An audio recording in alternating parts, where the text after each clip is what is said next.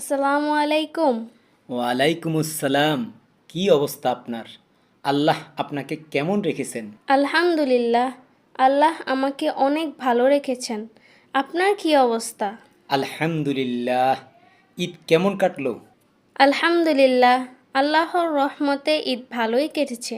কোরবানি দিয়েছেন? না, কোরবানি দেইনি। কেন কোরবানি দেন নাই? কর্মচারীর বেতন প্লাস বোনাস দুটোই দিয়েছি, আলহামদুলিল্লাহ। তাছাড়া কিছু ঋণ ছিল, আলহামদুলিল্লাহ। ঋণের টাকাও পরিশোধ করেছি। পিতামাতা আত্মীয় স্বজনের জন্য কেনাকাটা করেছি। সামর্থ্য অনুসারে গরিব অসহায় লোকদেরকেও কিছু জামা কাপড় কিনে দিয়েছি। বুঝতে পারছি, তার মানে আপনার হাতে আর কোনো টাকা নেই। আপনি বুঝলেন কিভাবে আমার হাতে টাকা নেই? আপনার খরচের লিস্ট দেখে। আপনি সঠিক বলেছেন। আসলে আমার হাতে আর কোনো টাকা ছিল না। কর্মচারীর বেতন বোনাস না দিয়েও তো কোরবানি দিতে পারতেন। তাছাড়া ঋণের টাকা ঈদের পরেও তো পরিশোধ করতে পারতেন। কর্মচারীর বেতন বোনাস না দিয়ে এবং ঋণের টাকা পরিশোধ না করেও কোরবানি দিতে পারতাম। তবে সেই কোরবানি আল্লাহর জন্য হতো না, সেটা মানুষকে দেখানো কোরবানি হতো। বুঝলাম না, মানুষকে দেখানোর কোরবানি এবং আল্লাহর জন্য কোরবানি, এই দুটোর মধ্যে পার্থক্য কি?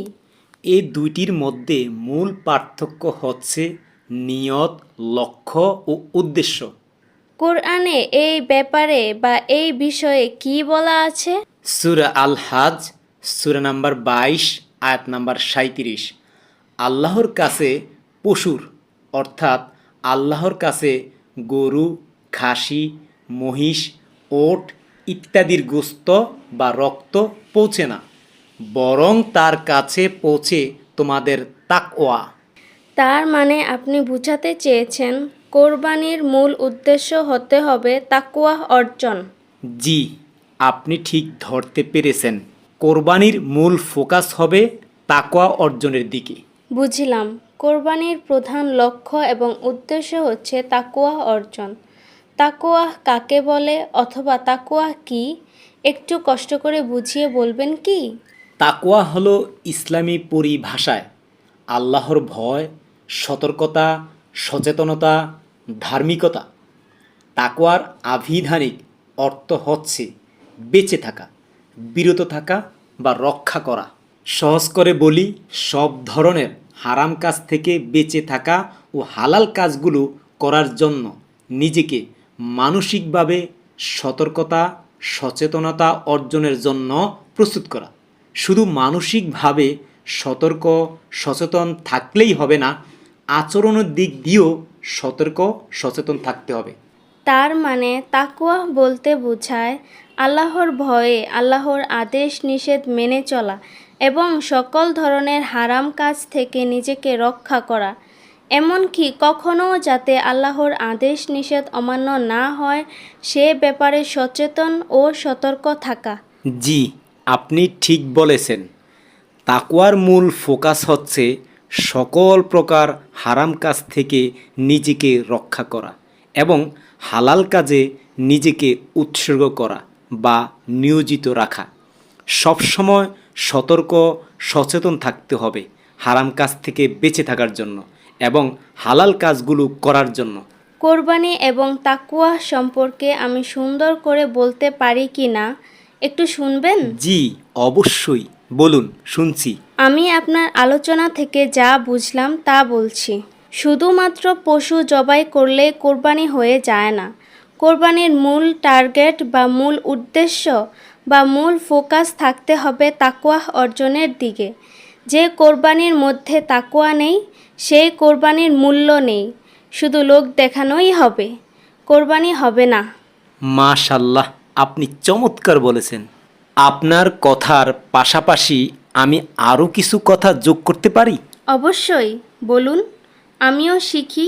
অহংকার, লোভ লালসা, স্বার্থপরতা, লোক দেখানো, হিংসা, সম্পদের মায়া ইত্যাদি থেকে নিজেকে রক্ষা করতে হবে। তাহলেই আপনার কোরবানি হবে আল্লাহর জন্য। কোরবানি শব্দটা সরাসরি পবিত্র কোরআনে আছে কি? না, কোরবানি শব্দটা সরাসরি পবিত্র কোরআনে নেই। তাহলে পবিত্র কোরআনে কি আছে? পবিত্র কোরআনে কোরবান শব্দ আছে। পবিত্র কোরআনের 2টি আয়াতে কোরবান শব্দটি আছে। কোন কোন আয়াতে কোরবান শব্দটি আছে?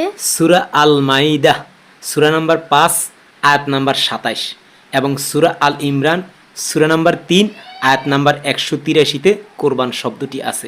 কোরবান শব্দের অর্থ কি? কোরবান শব্দের মূল অর্থ হল নিকটবর্তী হওয়ার উপায়, সান্নিধ্য লাভের মাধ্যম বা আল্লাহর নৈকট্য অর্জনের জন্য উৎসর্গকৃত বস্তু। আরবি ডিকশনারিতে কোরআন বলতে এমন কিছু বোঝায় যা আল্লাহর নৈকট্য লাভের উদ্দেশ্যে নিবেদন বা উৎসর্গ করা হয়। তাই কোরবানের মূল ধারণা হলো আল্লাহর নৈকট্য অর্জন, শুধু পশু জবাই নয়। সংক্ষেপে আমি বলবো কি, কোরবান শব্দের অর্থ কি এবং কোরবানি কাকে বলে, অথবা কোরবানি বলতে কি বোঝায়? বলুন, আপনি তো অনেক সুন্দর করে সাজিয়ে গুছিয়ে বলতে পারেন। সংক্ষেপে কোরবান বলতে আল্লাহর উদ্দেশ্যে নিবেদিত উৎসর্গকে বোঝানো হয়েছে। আর যে কাজের মাধ্যমে আল্লাহর ঘনিষ্ঠতা বা নৈকট্য লাভ করা যায় তাকে কোরবানি বলে। কোরবান শব্দের মূল অর্থ নৈকট্য লাভ করা বা কাছে যাওয়ার মাধ্যম। সুতরাং হারাম থেকে নিজেকে রক্ষা করে এবং হালাল কাজে নিজেকে উৎসর্গ করেও কোরবানির লক্ষ্য ও উদ্দেশ্য অর্জন করা যায়।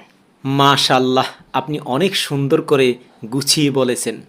আগে মনে করতাম কোরবানি মানেই শুধু পশু জবাই, কিন্তু আজ জানলাম কোরবানি শুধু পশু জবাই নয়, বরং কোরবানি মানে হচ্ছে আল্লাহর আদেশ নিষেধ মেনে চলে হারাম কাজগুলো থেকে বেঁচে থাকা এবং হালাল কাজে নিজেকে উৎসর্গ করা।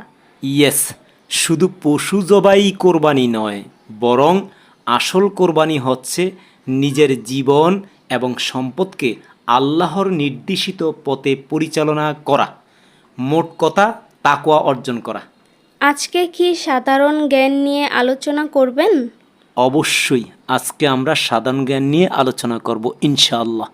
আজকে সাধারণ জ্ঞানের বিষয় কি? আজকের সাধারণ জ্ঞানের বিষয় হচ্ছে ঢাকা বিশ্ববিদ্যালয়ের 2024-2025 শিক্ষাবর্ষের বা সেশনের সাধারণ জ্ঞান। দেখি উত্তর দিতে পারি কি না। আমাকে প্রশ্ন করুন। বাংলা সাহিত্যের প্রথম মুসলিম কবি কে? শাহ মোহাম্মদ সগীর। বিদ্রোহী কবিতার রচয়িতা কে? কাজী নজরুল ইসলাম। ইংরেজি ইপিটোমি শব্দের অর্থ কী? সার সংক্ষেপ। সোনার তরী কে লিখেছেন? Rabindranath Tagore. Honesty is the best policy, এখানে অনেস্টি কি? নাউন। জাতিসংঘের সদর দপ্তর কোথায়?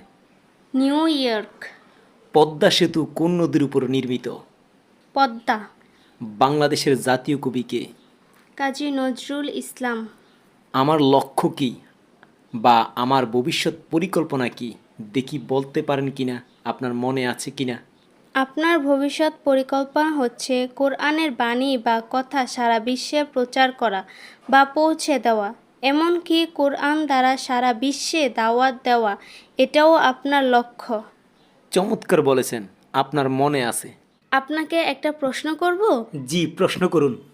আমার প্রশ্ন হচ্ছে, মানুষ কেন কোরআনের আয়াত, কোরআনের আলোচনা ফেসবুকে শেয়ার করে না, লাইক কমেন্টও করে না, অথচ আলতু ফালতু আজে বাজে গান, ফালতু নাটক এবং যত ধরনের খারাপ ভিডিও আছে সেগুলো ফেসবুকে শেয়ার করে এবং লাইক কমেন্টও বেশি করে? এর কারণ কি? অথচ তারা সবাই তো নিজেদেরকে মুসলমান দাবি করে।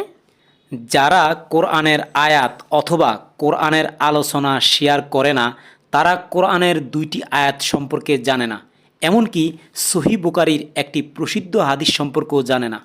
কোরআনের কোন 2টি আয়াত জানলে মানুষ কোরআনের আলোচনা এবং কোরআনের আয়াত শেয়ার করবে এবং লাইক কমেন্টও করবে? সূরা আল মাইদার 67 নম্বর এবং সূরা ফুসিলাতের 33 নম্বর আয়াত জানলে বেশি বেশি করে শেয়ার করবে এবং লাইক কমেন্টও বেশি বেশি করবে। এই 2টি আয়াতে কি বলা আছে একটু কষ্ট করে বলবেন কি?